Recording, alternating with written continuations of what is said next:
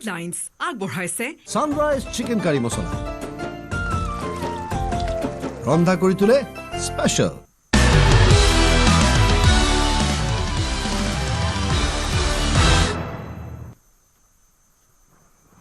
নমস্কাৰ সুপ্ৰভাত আপুনি চাই আছে নিউজ 18 অসম নৰ্থ ইষ্ট এয়া গুড মৰ্নিং 18 মই জয়ন্ত মাধৱ গোস্বামী প্ৰথমে জনাইছো এক ব্ৰেকিং নিউজ আজি শ্যামকানু মহন্তৰ জামিন আবেদনৰ ৰায়ৰ দিন ফাষ্ট ট্ৰেক আদালতে দিব শ্যামকানুৰ জামিনৰ ৰায় 23 এপ্ৰিলত সম্পন্ন হৈছিল শ্যামকানুৰ জামিনৰ শুনানি শ্যামকানুৰ জামিনৰ শুনানি সম্পন্ন কৰি সংৰক্ষণ কৰি ৰাখিছিল আদালতে এসপ্তাহৰ পিছত আজি আদালতে ৰায় দিব শ্যামকানুৰ জামিনৰ শ্যামকানুৰ জব্দকৃত সামগ্ৰী মুকলাই দিবলৈ কৰা আবেদনৰো দিব ৰায় জব্দকৃত সামগ্ৰী মুকলাই দিবলৈ আবেদন জনাইছিল শ্যামকানুৰ অধিবক্তাই সিদ্ধাৰ্থ শৰ্মাৰো জামিনৰ ৰায় সংৰক্ষিত কৰি ৰাখিছে আদালতে অহা 2 মেত আদালতে দিব সিদ্ধাৰ্থ শৰ্মাৰ জামিনৰ শুনানিৰ ৰায় শ্যামকানু মহন্তৰ আজি জামিন আবেদনৰ ৰায়ৰ দিন ফাষ্ট ট্ৰেক আদালতে দিব শ্যামকানু মহন্তৰ জামিন আবেদনৰ ৰায় যোৱা 23 এপ্ৰিলত সম্পন্ন হৈছিল শ্যামকানুৰ জামিন আবেদনৰ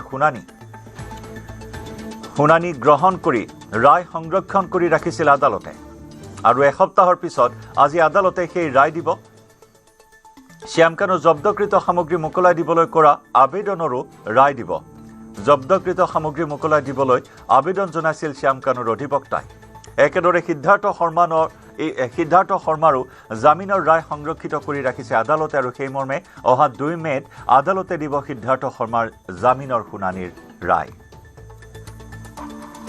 আজি এটা গুৰুত্বপূৰ্ণ অৰ্ডাৰ দিলে দুটা অৰ্ডাৰ দিলে ইনফেক্ট মিছ কেছ এটা কেছত সেইটো হ'ল আপোনাৰ যে মহাবীৰ একৰ এটেচমেণ্ট অৰ্ডাৰটো কনফাৰ্ম কৰিলে যে নাই জব্দ হৈ থাকিব আৰু ছেকেণ্ড দিলে যে ফ্ৰিজিং অফ দ্য 6 একাউণ্ট অৰ্থাৎ attachment of the 6 bank account সিদ্ধাৰ্থৰ গোটেইখিনি কৰায়ত্ব হৈ থাকিব বেংকত এটেচ কৰা হ'ল আৰু তাতে জজত এটা গুৰুত্বপূৰ্ণ ভাল মই ভাবোঁ উল্লেখ কৰিছে যে এই জুবিন গাৰ্গটো নাই কিন্তু তেওঁৰ ডিচিজ ফেমিলি আছে তেওঁৰ কিট এণ্ড কিন আছে তেওঁৰ ট্ৰাষ্ট আছে তো সেইখিনি পইচা যদি আমি প্ৰুফ কৰিব পাৰোঁ ক্ৰাইমটো তেওঁ কমিট কৰি এইখিনি পইচা জুবিনৰে হয় তেতিয়াহ'লে যদি জুবিনে পায় এইখিনিত লগাব পাৰিব আটাইকেইটা একাউণ্ট সিদ্ধাৰ্থৰ নামত হয় 6টা সিদ্ধাৰ্থৰ নামত ডাইৰেক্ট একাউণ্ট নাছিল ভায়েকৰ নামত আছিল আৰু তেওঁৰ নিজৰ কোম্পানীৰ নামত আছিল যিয়ে নহওক 6টা একাউণ্ট আমি বিচাৰিছিলোঁ জব্দ কৰিবৰ কাৰণে এটেচমেণ্ট কৰিবৰ কাৰণে সেই 6টাই এটেচ কৰিছে অনাৰেবল কোৰ্টে 6টা একাউণ্টত কিমানমান পইচা আছিলে সেইটো পইচা একজেক্ট এমাউণ্টটো নাজানিম কাৰণ সেইটো তথ্যটো একচুৱেলি পুলিচৰ হাতত আছে আমি যিমানেই আছে সেইখিনিয়ে সুধিছোঁ কাৰণ কিয় সময় সাপেক্ষে ইণ্টাৰেষ্টটো বাঢ়ি থাকে তো এমাউণ্টটো ভেৰিয়েশ্যন হৈ থাকিব সেইকাৰণে এমাউণ্টটো একজেক্টলি মেনশ্যন কৰা হোৱা নাছিল কিন্তু ৰাফ আন্দাজ মতে চাম গুড ক্ৰ'জে থাকিব কাইলৈ শ্যামকানুৰ জামিন হয় জামিনৰ অৰ্ডাৰ আছে কালি ছেকেণ্ড হাফত চাগে মেমে নিশ্চয় অৰ্ডাৰটো দিব let's see wait and watch কি হয় আমি কালি আকৌ লগ পাম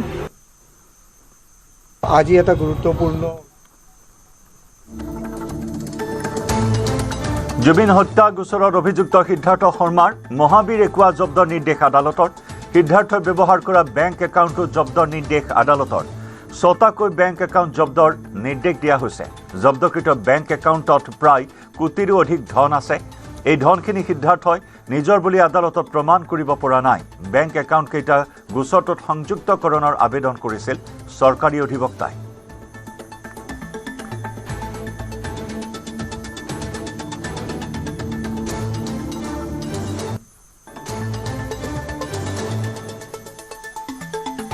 আৰু আদালতৰ মজিয়াত উন্মোচিত হ'ল সিদ্ধাৰ্থৰ ভয়ংকৰ জালিয়াতিৰ তথ্য জুবিন গাৰ্গৰ উপাৰ্জনৰ কোটি কোটি টকা আত্মসাৎ কৰিছিল সিদ্ধাৰ্থৰ 6টাকৈ বেংক একাউণ্টত জমা আছিল জুবিনৰ কষ্টোপাৰ্জিত ধন ICICI বেংক বন্ধন বেংক আৰু এক্সিছ বেংকৰ শাখাত উদ্ধাৰ হৈছে 1,56,00,000 টকা ভাতৃ দীপক শৰ্মাৰ একাউণ্টত জমা ৰাখিছিল 68,91,000 টকা একেদৰে মাতৃ সুমন শৰ্মাৰ একাউণ্টত উদ্ধাৰ হৈছে 1,35,00,000 টকা আত্মসাৎ কৰা ধনেৰে মানপাৰাত ফ্লেট আৰু হোটেলত বিনিয়োগ সিদ্ধাৰ্থৰ প্ৰেমিকাক দামী উপহাৰ আৰু 6টাকৈ সম্পত্তি ক্ৰয় কৰা তথ্য ফাদিল আদালতৰ মজিয়াত এই ধন প্ৰচিড অফ ক্ৰাইম বুলি উন্মোচন কৰা হৈছে সিদ্ধাৰ্থৰ প্ৰকৃত স্বৰূপ আকৌ এবাৰ আদালতত উন্মোচিত কৰিলে অধিবক্তাই জুবিন গাৰ্গৰ কষ্টোপাৰ্জিত যি ধন সেই ধন কেনেদৰে হুৱে বাৱে আত্মসাৎ কৰিছিল সিদ্ধাৰ্থই তাৰ এক চাঞ্চল্যকৰ দস্তাবেজ সন্মুখলৈ আহিছে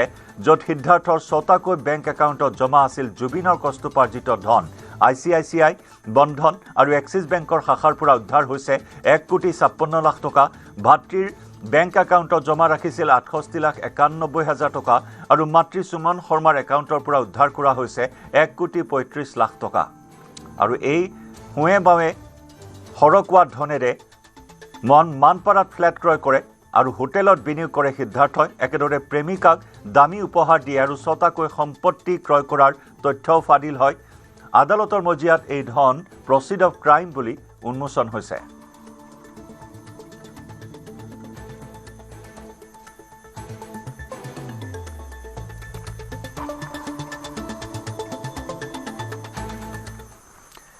গুৱাহাটীৰ ৰুদ্ৰাক্স মলস্থিত 1/12 অনুজ্ঞাপত্ৰ সাময়িকভাৱে নিলম্বন কামৰূপ মহানগৰ জিলা প্ৰশাসনৰ কঠোৰ পদক্ষেপ এক্সাইজ ৰুল 127(1) ভংগ কৰাৰ অভিযোগত সাময়িকভাৱে নিলম্বন অনুজ্ঞাপত্ৰ পুৱতি নিশা 3:30 খোলা ৰাখিছিল নীতি বহিৰ্ভূতভাৱে খোলা ৰখা হৈছিল বাৰখন আৰু এই বাৰতে সুৰাপান কৰি মদঘৰীয়াৰ দুৰ্ঘটনাত পতিত হৈছিল 3 যুৱতী শোকাবহ দুৰ্ঘটনাত প্ৰাণ হেৰুৱাইছিল আকাংক্ষা আৰ্মিনা আৰু পূজাই ইতিমধ্যে আবকাৰী বিভাগ সমান্তৰালকৈ এই বাৰৰ বিৰুদ্ধেও বিভিন্ন গোচৰ ৰুজু কৰা হৈছে তাৰ মাজতে গুৱাহাটীৰ ৰুদ্ৰাক্স মলস্থিত 1/12 অনুজ্ঞাপত্ৰ বাতিল কৰা হৈছে সাময়িকভাৱে কামৰূপ মহানগৰ জিলা প্ৰশাসনৰ কঠোৰ পদক্ষেপ এক্সাইজ ৰুল 127(1) ভংগ কৰাৰ অভিযোগত সাময়িকভাৱে নিলম্বন অনুজ্ঞাপত্ৰ এই বাৰখন পুৱতি নিশা 3:30 বজালৈ খোলা ৰখাৰ তথ্য লাভ কৰা হৈছিল এই বাৰখনতে 3:30 বজালৈ সুৰাপান কৰিছিল 3গৰাকী যুৱতী আৰু সামিম আহমেদ নামৰ সেই চালকজনে বাৰত সুৰাপান কৰি মদঘৰীয়াৰ দুৰ্ঘটনাত পতিত হৈ 3 যুৱতীয়ে থিতাতে প্ৰাণ হেৰুৱাইছিল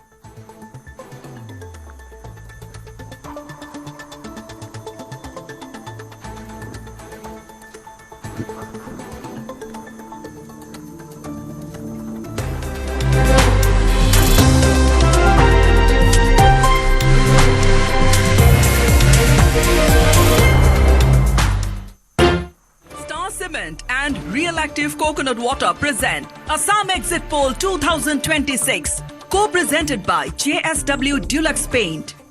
Presented by Star Cement, Solid Setting and Real Active Coconut Water, refreshing hydration with no added sugars. Co-presented by JSW Dulux Paints, co-powered by Everyday Masala.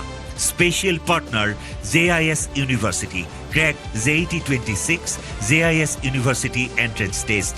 Technology partner Data Mission. প্ৰকাশ পালে 2026 অসম বিধানসভা নিৰ্বাচনৰ এক্সিট পল বিভিন্ন সংস্থা নিৰ্বাচনী সমীক্ষা অনুসৰি অসমত পুনৰ চৰকাৰ গঠন কৰিব NDA ভোট ভাইবৰ সমীক্ষা অনুসৰি NDA লাভ কৰিব 95খন আসন বিজেপিয়ে নিজাববীয়াকৈ লাভ কৰিব 75খন আসন BPF-এ 10খন আৰু অগপই লাভ কৰিব 10খন আসন ভোট ভাইবে অসমত বিৰোধী মিত্ৰজোঁটক দিছে 28খন আসন অসমত কংগ্ৰেছে নিজাববীয়াকৈ লাভ কৰিব 26খন আসন ৰাইজৰ দলক 2খন আসন দিয়াৰ বিপৰীতে অজাপক দিয়া নাই এখনো আসন ইপিনে ভোট ভাইবে AIUDF-ক 3খন আসন দিয়াৰ বিপৰীতে UPPL-এ লাভ নকৰে এখনো আসন একেদৰে এক্সিজ মাই ইণ্ডিয়াৰ মতেও অসমত পুনৰ হ'ব NDAৰ চৰকাৰ এক্সিজ মাই ইণ্ডিয়াৰ মতে 88ৰ পৰা 100খন আসন লাভ কৰিব পাৰে NDA বিৰোধী মিত্ৰজোঁটে পাব 24ৰ পৰা 36খন আসন এক্সিজ মাই ইণ্ডিয়াৰ মতে অন্যান্যই পাব 0ৰ পৰা 3খন আসন একেদৰে today's Chanakya Matrize P-Mark people's pulse poll diary Chanakya strategies JVCৰ সমীক্ষা অনুসৰিও অসমত পুনৰ হ'ব NDAৰ চৰকাৰ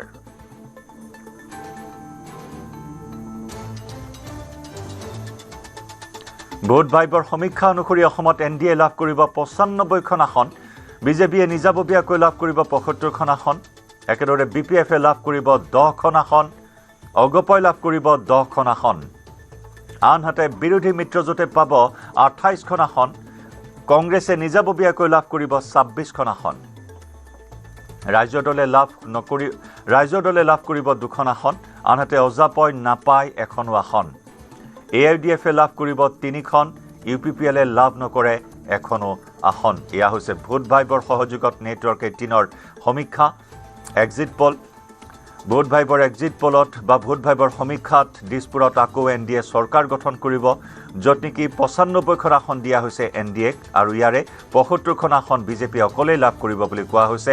10খন মিত্ৰ দল BPF আৰু 10খন মিত্ৰ দল অগপই লাভ কৰিব বুলি সমীক্ষাত প্ৰকাশ।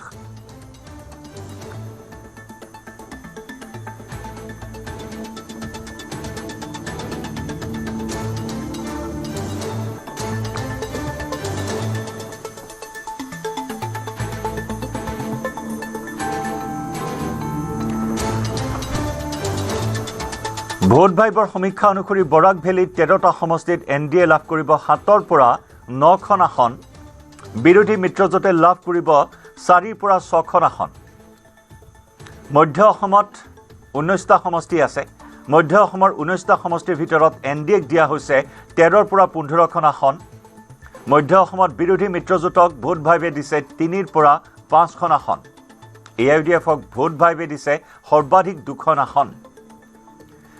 নামনি অসমৰ 44টা সমষ্টিত ভোট ভাইবৰ সমীক্ষা অনুসৰি NDA লাভ কৰিব 29ৰ পৰা 31খন আসন, বিৰোধী মিত্ৰজোঁটে লাভ কৰিব 12ৰ পৰা 14খন আসন আৰু AIUDFে লাভ কৰিব সৰ্বাধিক 2খন আসন। উত্তৰ অসমৰ তথ্য জনাইছোঁ। উত্তৰ অসমত আছে মুঠ 15টা সমষ্টি।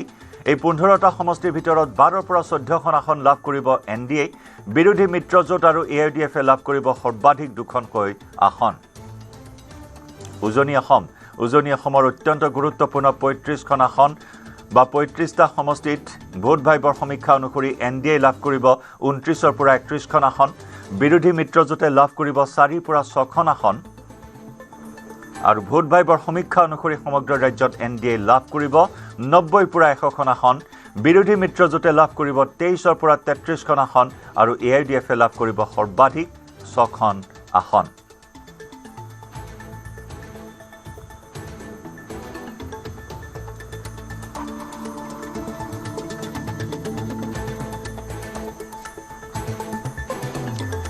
একেদৰে অসম, পশ্চিমবংগ, পুডুচেৰীত বিজেপিয়ে চৰকাৰ গঠন কৰিব বুলি সমীক্ষাত প্ৰকাশ। এক্সিট পলৰ ফলাফল প্ৰকাশৰ পিছতে এই দাবী ৰাজ্যিক বিজেপিৰ সভাপতি দিলীপ শইকীয়াৰ।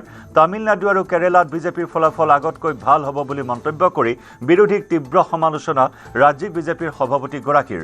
এক্সিট পলে দিয়া ধৰণেৰেই 4 মে'ত ট্ৰিপল ডিজিটত ফলাফল পাব বুলি আশাবাদী দিলীপ শইকীয়া।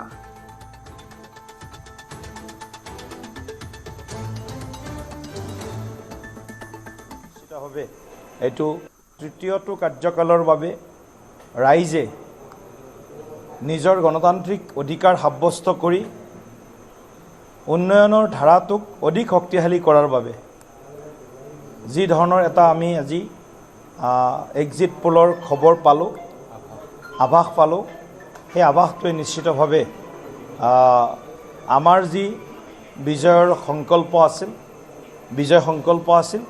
সেই বিজয় সংকল্পটোক ৰাইজে নিশ্চিতভাৱে এইটো গ্ৰহণ কৰিছে আৰু আমাৰ ওপৰত তেওঁলোকে আস্থা ব্যক্ত কৰিছে। গতিকে মই বিজেপি দলৰ NDAৰ প্ৰতিগৰাকী সন্মানীয় জ্যেষ্ঠ নেতা, লক্ষ লক্ষ আমাৰ কাৰ্যকৰ্তা, সমৰ্থক, শুভাকাংক্ষীক আকৌ এবাৰ মই ধন্যবাদ জ্ঞাপন কৰিছোঁ তৃতীয়টো কাৰ্যকালৰ বাবে। ইফালে এক্সিট পোলৰ ফলাফল সদায় চূড়ান্ত নহয় বুলি প্ৰতিক্ৰিয়া। এই প্ৰতিক্ৰিয়া বিৰোধী দলপতি দেৱব্ৰত শইকীয়াৰ।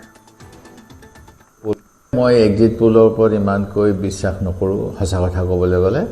আৰু দ্বিতীয় কথাটো হ'ল আৰু 4-5 দিন ধৈৰ্য ধৰিলে আমি প্ৰকৃত পোলৰ ৰিজাল্টেই পাম। আৰু এক্সিট পোলত বৰ্তমান সময়ত যোৱা সময়ছোৱাত দেখা পাইছোঁ বহুখিনি ক্ষেত্ৰত তেওঁলোকৰ কেতিয়াবা মিলে কেতিয়াবা নিমিলে। আৰু এটা কথা যোৱা সময়ছোৱাত দেখা পাই আছোঁ, শাসক পক্ষই বিভিন্ন ধৰণেৰে সকলোকে মেনিপুলেট কৰিব বিচাৰে। এক্সিট পোলৰ অপিনিয়ন এইবিলাকো মানুহে যে মুক্ত মনেৰে দিছে সেই কথা মোৰ ধাৰণা নহয়। আৰু অসমৰ ক্ষেত্ৰত ক'ব বিচাৰিম, এইবাৰ যথেষ্ট চাইলেণ্ট ভোটাৰ আছিলে। তেওঁলোকে ৰাইজক মানে জানিবলৈ দিয়া নাই কাৰ সপক্ষে তেওঁলোকে ভোট দিছে, মতামত স্পষ্ট সেই কথাটো কোনেও ধৰিব নোৱাৰে। আৰু বৰঞ্চ বিজেপি দলে যথেষ্ট শংকিত হৈ আছে। তেওঁলোকৰ দলৰ মানুহে তেওঁলোকৰ প্ৰাৰ্থীসকলক ভোট দিব বিচৰা নাই আৰু সেইটো হৈছে বিজেপিৰ ভুল নীতি যোৱা সময়ছোৱাত অসমত চলাই থকাৰ বাবে 4 মে'ত সকলো এক্সিট পল উলট পালট হ'ব। এইবাৰ কংগ্ৰেছে নিজিকে অসমৰ ৰাইজে জিকিব। এক্সিট পলক লৈ এই প্ৰতিক্ৰিয়া প্ৰকাশ কংগ্ৰেছৰ সাংসদ ৰকিবুল হুছেইনৰ। এক্সিট পোল মানে আজিৰ পৰা কিছুদিনৰ আগত আমি কংগ্ৰেছৰ সকলো কেণ্ডিডেটক লৈ অল ইণ্ডিয়া কংগ্ৰেছ কমিটি আৰু আমাৰ প্ৰদেশ কংগ্ৰেছৰ নেতৃবৃন্দ বহিছিলে। সেইদিনা আমি ঠিক কৰিছিলোঁ যে হিমন্ত বিশ্ব শৰ্মাই 29 তাৰিখে বেংগলৰ নিৰ্বাচন শেষ হোৱাৰ পিছতে তেওঁৰ যিবিলাক ভিজা চেনেল আছে সেইবিলাক দি এনেকুৱা এটা পৰিৱেশৰ সৃষ্টি কৰিব যে তেওঁ অফিচাৰবিলাকৰ ওপৰত ইনফ্লুৱেঞ্চ কৰিব। সেইটোৱে আজি আপোনাৰ বহুত হ'ব। এতিয়া মই দেখা নাই, মই নগাঁৱৰ পৰা গুৱাহাটী গৈ আছোঁ। আজি সেইটোৱে খবৰ, সেইটো 4 তাৰিখ দুপৰীয়ালৈকে হৈ থাকিব। যেতিয়া নিৰ্বাচনৰ আপোনাৰ বাকচ খুলিব, যেতিয়া আপোনাৰ ফাৰ্ষ্ট ৰাউণ্ড ছেকেণ্ড ৰাউণ্ড হ'ব, আপুনি চাব সেইদিনাও কৈ দিব যে অমুক কেণ্ডিডেট জিকিলে বিজেপিৰ চৰকাৰ হ'ব। তাৰ পিছতহে আপোনালোকে দেখিব আচলটো হ'ব। এইটো আচলতে কৰিছে অফিচাৰসকলক ভয় খুৱাবৰ কাৰণে, অফিচাৰসকলক ইনফ্লুৱেঞ্চ কৰিবৰ কাৰণে, কাৰণ তেওঁ গম পাইছে ইণ্টেলিজেঞ্চৰ যোগেদি যে এইবাৰ হিমন্ত বিশ্ব শৰ্মাৰ বিৰুদ্ধে মানুহৰ নীৰৱ এক বিতৃষ্ণা আহিছিলে। কিন্তু এইটো কথা ঠিক যে হিমন্ত বিশ্ব শৰ্মাৰ যে চৰকাৰখন যাব 4 তাৰিখে, সেই কথাটো আজি স্পষ্ট হৈছে। সকলো যিসকল মুখে ক'বলৈ সাহস কৰা নাছিল সেই মুখবিলাকো আজি ওলাই আহিছে আৰু স্পষ্ট হৈছে যে ৰাইজ জিকিব, হিমন্ত বিশ্ব শৰ্মা হাৰিব। আৰু এক্সিট পলক লৈ এনেদৰে এতিয়া প্ৰতিক্ৰিয়া শাসক বিৰোধীৰ মাজত আৰম্ভ হৈছে, অব্যাহত আছে আৰু 4 মে'ক লৈ জল্পনা কল্পনা ক্ৰমাৎ বৃদ্ধি পাইছে। বিক্ৰম আছে সতীৰ্থ সাংবাদিক। বিক্ৰম, এক্সিট পল কেইবাটাও সংস্থাৰ এক্সিট পল আৰু ভোট ভাইবৰ সহযোগত নেটৱৰ্ক 18ৰ এক্সিট পলত য'ত নেকি স্পষ্ট ৰূপত দেখুওৱা হৈছে দিছপুৰত পুনৰ NDA চৰকাৰ গঠন কৰিব 90ৰ পৰা 100খন আসন লাভ কৰি। জয়ন্ত, স্বাভাৱিকতে অপেক্ষাৰ অন্ত পৰিল আৰু কালিৰ দিনটোত 6:30 বজাৰ লগে লগে এক্সিট পল আহিল আৰু এক্সিট পলে ৰাজ্যত তৃতীয়বাৰৰ বাবে বিজেপি চৰকাৰ হোৱাৰ এটা ইংগিত দিছে আৰু বিজেপিয়ে যি আকাংক্ষা কৰি আছে যে 90ৰ পৰা 100লৈকে বিজেপিৰ এবাৰ আসনৰ সংখ্যা যাব পাৰে আৰু সেইধৰণে এক্সিট পলেও কিন্তু তেনেকুৱা ধৰণৰ এটা পূৰ্বানুমানেই দিয়া দেখিবলৈ পোৱা গৈছে। কিন্তু বিৰোধী কংগ্ৰেছে বা বিৰোধীৰ অন্য দলসমূহৰ নেতৃত্বই এক্সিট পলক মানি ল'ব বিচৰা নাই। এক্সিট পল মিছা প্ৰমাণিত হ'ব বুলি, 4 মে'ত মিছা প্ৰমাণিত হ'ব বুলি তেওঁলোকে ক'ব বিচাৰিছে। এই এক্সিট পলক লৈ সাধাৰণ ৰাইজৰ মাজতো প্ৰতিক্ৰিয়া হৈছে। সাধাৰণ ৰাইজে কি ভাবে, প্ৰকৃততে কাৰ চৰকাৰ হ'ব 4 মে'ত? আমাৰ সৈতে সাধাৰণ ৰাইজ আছে, তেওঁলোকৰ সৈতে কথা পাতিম। দাদা, পুৱাই চাগে আপোনাৰ ল'ৰা ছোৱালী থ'বলৈ আহিছে স্কুলত আহিছিলোঁ মই। তাৰ মাজতে অকণমান নিৰ্বাচনৰ কথা পাতোঁ আমি। এক্সিট পল আপুনি আহিলে কালি দেখা পাইছে, আপোনালোক যিহেতু সচেতন লোক, 4 মে'ত পুনৰ বিজেপি চৰকাৰ হোৱাৰ এটা ইংগিত দিছে, আপোনালোকে কি দেখা পাইছে? চাওক, আমি আগতেই গম পাওঁ যে আকৌ এইবাৰ বিজেপি চৰকাৰেই হ'ব। কিন্তু অলপ বিৰোধী অলপ কোনো ছাইডত ষ্ট্ৰং হ'ব পাৰে, কিন্তু এক্সিট পল মতে 90ৰ পৰা 100 যে দিছে, আমি ভাবোঁ 96, 97 এনেকুৱা হ'ব পাৰে বিজেপি। যদি 96, 97 হৈ যায়, বিৰোধী ষ্ট্ৰং হ'ব জানো? কাৰণ 126 চিটহে হয়, কিন্তু কিছুমান নিৰ্দলীয় আহি যদি সেনেকৈ মানে বিৰোধীৰ লগত জইন কৰে অলপ ষ্ট্ৰং হ'ব পাৰে। কিন্তু মোৰ ভাবত মানে বিৰোধী ইমান ষ্ট্ৰং নহ'ব, গভৰ্ণমেণ্ট বিজেপিয়ে হ'ব। আৰু ডেভেলপমেণ্টবিলাক আমি দেখিছোঁ, ন' ডাউট মূল্যবৃদ্ধি অলপ হৈছে। চাওক, এখন ডেভেলপ হ'ব হ'লে মূল্যবৃদ্ধি অলপ হ'বই লাগিব, কাৰণ ইমান সুবিধা দিছে ৰাইজক, গতিকে মূল্যবৃদ্ধিটো স্বাভাৱিক। সেই চাইমনটেনিয়াছলি কিছুমানৰ চেলাৰীও সেনেকৈ কোনো ছাইডত ইনক্ৰিজ হৈছে, গতিকে আমি এইটো এডজাষ্ট কৰি ল'ব লাগিব। কিন্তু চৰকাৰ যে বিজেপি হ'ব এইটো 100% মানে চিয়'ৰ। মানে মুখ্যমন্ত্ৰী আকৌ ডক্টৰ হিমন্ত বিশ্ব একদম নিশ্চয় তেখেতৰ দৰে মানে ডেডিকেট ষ্ট্ৰং মানে বৰ্তমানলৈ নাই আৰু ফিউচাৰ নাজানো আমি, কিন্তু কাম কৰা তেওঁৰ যিটো হাবিয়াস, যিটো ইচ্ছা, বহুত ভাল লাগে। গৌৰৱ গগৈৰ কি হ'ব?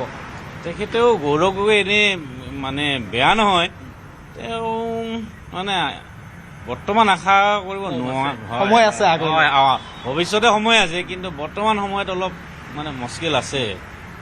জয়ন্ত, এয়া সাধাৰণ ৰাইজৰ প্ৰতিক্ৰিয়া। সাধাৰণ ৰাইজে মুখ্যমন্ত্ৰী হিমন্ত বিশ্ব শৰ্মাক পুনৰ মুখ্যমন্ত্ৰীৰ আসনত চাব বিচাৰিছে আৰু দিছপুৰত বিজেপি চৰকাৰ হ'ব বুলি কৈছে। কিন্তু তাৰ মাজত তেওঁলোকে এই কথাও কৈছে যে বিৰোধী ষ্ট্ৰং হোৱাৰো কিন্তু এটা চান্স আছে। আমাৰ সৈতে আৰু লোক আছে। দাদা, ষ্টুডেণ্ট হ'বলৈ আহিছে চাগে স্কুলত? হয়। চৰকাৰ কেনেকুৱা দেখা পাইছে? এক্সিট পল মতে কিন্তু আকৌ এবাৰ বিজেপি চৰকাৰ। নিশ্চয় এইবাৰ বিজেপি চৰকাৰে আকৌ আহিব। এইবাৰ অলপ মোৰ হিচাপত অলপ বিৰোধী অলপ ষ্ট্ৰং হ'ব যেন লাগিছে। আপোনালোকৰ বিৰোধী ষ্ট্ৰং হোৱাটো লাগে। চৰকাৰ বিজেপি ঠিকেই আছে, কাম ভালকৈ কৰিছে, তেওঁলোকে কাম নকৰা নহয়। আৰু আমাৰ মুখ্যমন্ত্ৰী যথেষ্ট যিটো কৰিম বুলি কয়, যেনেকৈ কয় সেইখিনি কৰি আছে। গতিকে আমি ভালেই দেখিছোঁ। এক্সিট পোলে বিজেপিক 90 পৰা 100 এটা ছিট দিছে। অসমত কিন্তু ছিট 126 গতিকে বিৰোধী ষ্ট্ৰং হ'ব জানো? বিৰোধীয়ে যোৱাবাৰতকৈ ষ্ট্ৰং হ'ব যেন লাগিছে মোৰ মতে দেই। বেলেগৰ কথা মই নাজানো, মোৰ মতে অলপ ষ্ট্ৰং হ'ব লাগে, হ'বও লাগে, অলপ ষ্ট্ৰং হ'লে ভাল। বিৰোধী থাকিলে আপোনাৰ সক্ৰিয় দলে কাম কৰিব পাৰে। মানে গৌৰৱ গগৈ বিধানসভালৈ অহাটো দেখা পাইছে নেকি আপোনালোকে?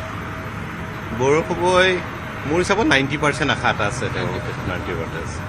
দিছপুৰত কি দেখিছে তাৰা? দিছপুৰ সমষ্টিটোত আপোনালোকে? দিছপুৰ সমষ্টিটোত আপোনাৰ দেখিবলৈ হ'লে মানে ভোটটো এবাৰ বিভাজন হ'ব অলপ। মানে কাৰ ভোটটো, বিজেপিৰ নে কংগ্ৰেছৰ? বিজেপি নাই দিছপুৰ সমষ্টিত আহিব আপোনাৰ জয়ন্ত দাস আহিব, আমাৰ জয়ন্ত দাস আহিব আৰু চৰকাৰ বিজেপিৰ হ'ব। চৰকাৰটো বিজেপিৰ এনেই কৈ লাভ নাই, যিটো ভাৱ আৰু যিটো মোৰ মনৰ ভাৱ মই ইমান ক'ব নাজানো, কিন্তু আমাৰ জয়ন্ত দাস আহিব আৰু এইপিনে চৰকাৰ বিজেপিৰে হ'ব। জয়ন্ত দাস সমৰ্থক নেকি? না সমৰ্থক বুলি কোৱা নাই, সমৰ্থক নহয়, সমৰ্থক বুলি কোৱা শুভাকাংক্ষী হয়। সেইটোৱে আৰু কথা। দিছপুৰত আপোনাৰ মতে দিছপুৰত জয়ন্ত দাস আহিব পাৰে, জয়ন্ত কুমাৰ দাস আহিব পাৰে। এনেই আপুনি অভাৰঅল পিকচাৰটো কেনেকুৱা দেখা পাইছে? হয়, অভাৰঅল পিকচাৰটো কেনেকুৱা দেখিছে? যিহেতু এক্সিট পোলে বিজেপিক 90 পৰা 100লৈকে দিছে, কিন্তু এইটো চোৱা যাওক, 4 তাৰিখে গম পাম। এইটো একো নকওঁ, যিখিনি আপুনি সুধিছে, যিখিনি মোৰ মনৰ ভাৱ, যিখিনি ক'ব লাগে আপোনাক ক'লো। দাদা, বিৰোধীয়েও কিন্তু চৰকাৰ এবাৰ বনাম বুলি কৈ আছে। বিৰোধীয়ে কৈ আছে যে চাইলেণ্ট ভোটাৰ যথেষ্ট আছে, কিবা হ'বনে? এইবোৰ কথাত একো নাপাতো, এইবোৰ কথা কৈ এতিয়া একো লাভ নহ'ব। এতিয়া মোৰ কথা হৈ গ'ল কি, আমাৰ জয়ন্ত দা আহিলে ভাল হয়। দিছপুৰত হয়। দাদা, আপুনি কি ভাবিছে যে বিৰোধী ষ্ট্ৰং, আপুনিতো ক'লে যে বিৰোধী ষ্ট্ৰং হ'ব, বিৰোধী কেনেকুৱাকৈ ষ্ট্ৰং হ'ব বুলি ভাবিছে? কাৰণ বিৰোধীয়ে কৈ আছে যে ছিটটো অলপ বেছি পাব বুলি আশা কৰিছোঁ মই, বিৰোধীৰ যিখিনি ছিট। আহক হেৰি, বিৰোধীৰ ছিটটো বেছি হ'ব বুলি মই আশা কৰিছোঁ। আৰু বিৰোধীয়ে এনে কিমানমান ছিট পাব পাৰে আপোনালোকে?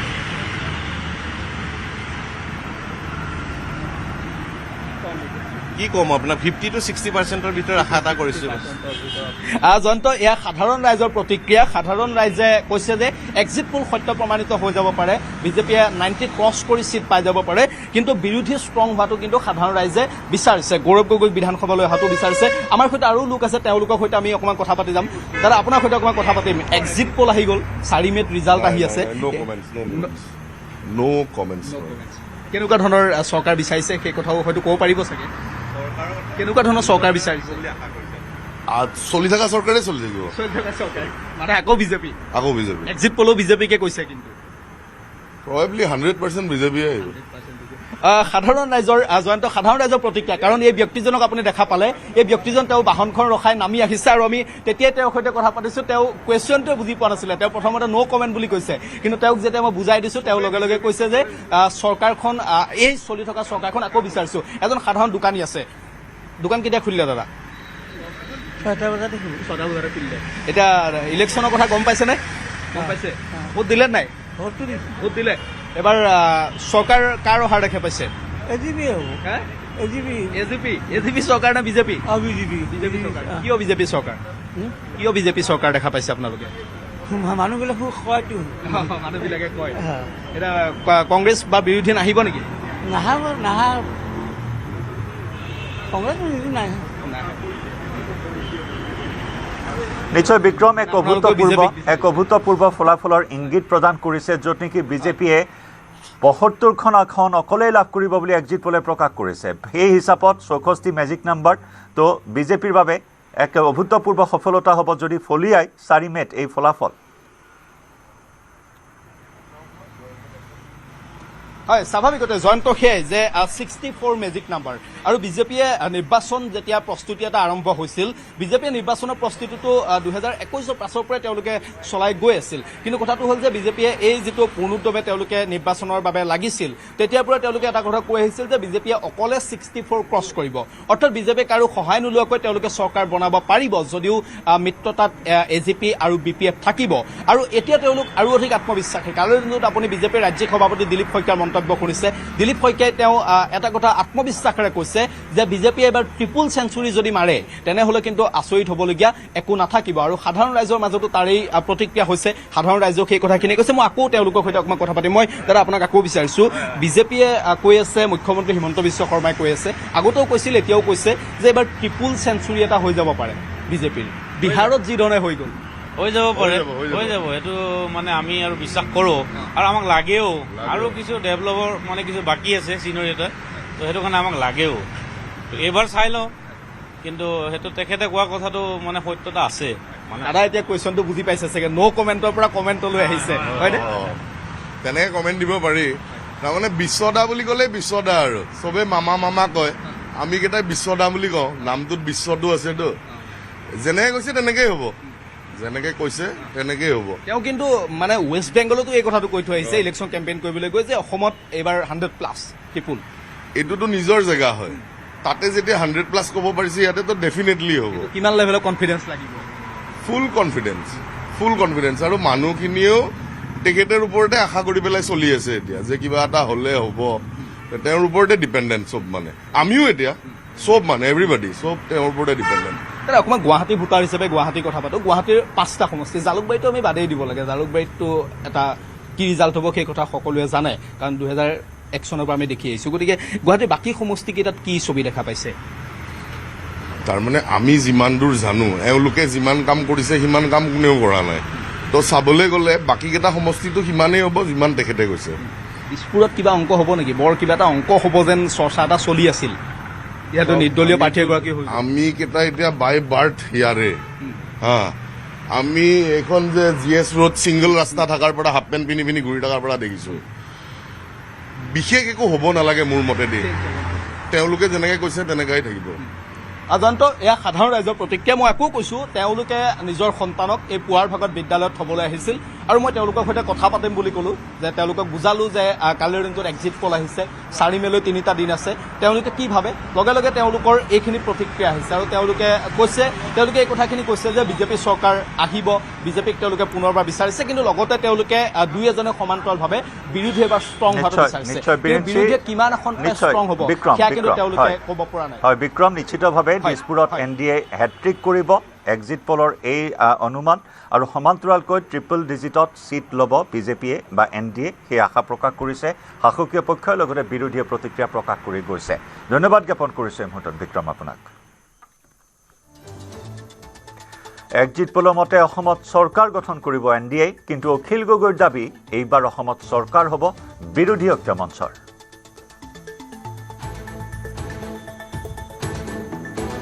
সময়ৰ পাছতেই 2026 চনৰ অসম বিধানসভাৰ নিৰ্বাচনৰ এক্সিট পোলসমূহ প্ৰকাশ পাব এক্সিট পোলসমূহে যি কথাই নকওক লাগিলে মই ৰাইজৰ দল আৰু বিৰোধী ঐক্য মঞ্চৰ প্ৰাৰ্থীসকলৰ আৰু বিৰোধী ঐক্য মঞ্চৰ সকলো দলৰ কৰ্মীসকলক ধৈৰ্য ধৰি ষ্ট্ৰং ৰুম সুৰক্ষিত কৰি ৰাখিবৰ কাৰণে আহ্বান জনাইছোঁ মই নিশ্চিত হৈ আছোঁ ৰাইজৰ দল নিশ্চিত হৈ আছে যে 2026 চনৰ বিধানসভা নিৰ্বাচনত অসমৰ মানুহে পৰিৱৰ্তনৰ কাৰণে বিজেপি চৰকাৰ বদলাবৰ কাৰণে ভোটদান কৰিছে এবাৰ বিৰোধী ঐক্য মঞ্চই চৰকাৰ গঠন কৰিব এবাৰ ৰাইজৰ জয় হ'ব ৰাইজে বিজেপি চৰকাৰৰ যি তিতা কেহা পালে বিজেপি চৰকাৰৰ পৰা যি অত্যাচাৰ পালে বিজেপি চৰকাৰৰ পৰা যি দমন নিষ্পেষণ যি ধৰণৰ ভাবুকি পালে সেই সমস্ত দমন নিষ্পেষণ অত্যাচাৰ সকলোকে নাইকিয়া কৰিবৰ কাৰণে এবাৰ 2026 চনৰ বিধানসভা নিৰ্বাচনত অসম ৰাখি ৰাইজে ঐক্যবদ্ধভাৱে এবাৰ বিৰোধী ঐক্য মঞ্চৰ বিৰোধী দলবিলাকৰ পক্ষত ভোটদান কৰিছে সেইকাৰণে এক্সিট পলে যিয়ে নকক লাগিলে এক্সিট পলবিলাকে সাধাৰণতে চৰকাৰী পক্ষত কথা কয় এক্সিট পলবিলাকৰ গোটেই চিষ্টেমটোতে সেই সমস্যাটো থাকি যায় কাৰণ তেওঁলোকে এক্সিট পল মানে তেওঁলোকে অসমৰ যিমান মানুহে ভোট দিছে তেওঁলোকৰ পৰা মতামত নলয় তেওঁলোকে মতামত লৈ গোটেই অসমৰ 5,000 বা 6,000 মানুহৰ পৰা বা 2,000 বা 3,000 মানুহৰ পৰা চেম্পল চাৰ্ভে, কোনোবা এটা চেণ্টাৰত কেইজনমান মানুহৰ পৰা তেওঁলোকে মতামত লয়। গতিকে সেই কেইজন মানুহৰ মতামতে কেতিয়াও অসমৰ ৰাইজৰ বা জনগণৰ মতামত কেতিয়াও হ'ব নোৱাৰে। সেইকাৰণে চেম্পল চাৰ্ভে যিয়েই নকক লাগিলে সেইটোকে একেবাৰে শুদ্ধ বুলি ভাবি থকাটো এটা অবিজ্ঞানসন্মত কথা। মই ভাবো মোৰ গোটেই জীৱনৰ দীঘলীয়া আন্দোলনৰ জনতাৰ লগত থকা সম্পৰ্কৰ পৰা মই এবাৰ আপোনালোকক ক'ব পাৰো যে 2026 চনৰ বিধানসভা নিৰ্বাচনত অসমৰ ৰাইজে 2016 চনৰ বিধানসভা নিৰ্বাচনৰ দৰে পৰিৱৰ্তনৰ কাৰণে ভোটদান কৰিছে। 2026 চনৰ বিধানসভা নিৰ্বাচনত অসমৰ ৰাইজে এবাৰ চৰকাৰ সলনি কৰিবৰ কাৰণে, সাম্প্ৰদায়িক ফেচিবাদী চৰকাৰ সলনি কৰিবৰ কাৰণে, হিমন্ত বিশ্ব শৰ্মাক বদলাই দিবৰ কাৰণে ভোটদান কৰিছে। সেইকাৰণে মই সকলো মানুহক ধৈৰ্য ধৰি ৰবৰ কাৰণে আহ্বান জনাইছো। এক্সিট পোলে কি কয় মই নাজানো, খন্তেক সময়ৰ পাছত এক্সিট পোল ওলাব, কিন্তু মই জানো যে এই এক্সিট পোলে বিজেপি চৰকাৰৰ পক্ষতেই কথা ক'ব, কাৰণ যিসকলৰ পৰা মতামত লয় সাধাৰণতে চৰকাৰৰ বিপক্ষত কথা ক'বলৈ দিগদাৰ পায়। সেইকাৰণে এই মুহূৰ্তত এক্সিট পোলৰ ৰিজাল্ট দেখি কোনো বিৰোধী পক্ষৰ মানুহে, সেয়া ৰাইজৰ দলে হওক, সেয়া কংগ্ৰেছেই হওক, সেয়া জাতীয় পৰিষদে হওক, সেয়া APHLCয়ে হওক, সেয়া বামপন্থী দলবিলাকে হওক, কোনেও যাতে কেতিয়াও বিতত নহয়, ভয় নাখায়, ধৈৰ্যচ্যুতি নঘটায়, তাৰ কাৰণে মই আহ্বান জনাইছো। এতিয়া আমাৰ সকলোৰে দায়িত্ব হ'ল আমাৰ ষ্ট্ৰং ৰুমবিলাক সুৰক্ষিত কৰি ৰখা, ষ্ট্ৰং ৰুমবিলাক সঠিকভাৱে পহৰা দি থকা, আৰু ষ্ট্ৰং ৰুমত যাতে কেতিয়াও কোনো গণ্ডগোল কৰিব নোৱাৰে তাৰ ব্যৱস্থা কৰি ৰখা। মই এক্সিট পোল প্ৰকাশৰ আগে আগে সমগ্ৰ অসমবাসী ৰাইজক, বিশেষকৈ পৰিৱৰ্তনকামী ৰাইজক সকলোকে নিজৰ নিজৰ সমষ্টিৰ ষ্ট্ৰং ৰুমসমূহ সুৰক্ষিত কৰি পহৰা দি থাকিবৰ কাৰণে আহ্বান জনাইছো। সময় হ'ল গুড মৰ্ণিং 18ৰ পৰা বিদায় লোৱাৰ। খন্তেক বিৰতিৰ পিছতে সতীৰ্থ সৌৰভে আগবঢ়াব দ্ৰুত সংবাদ। নমস্কাৰ।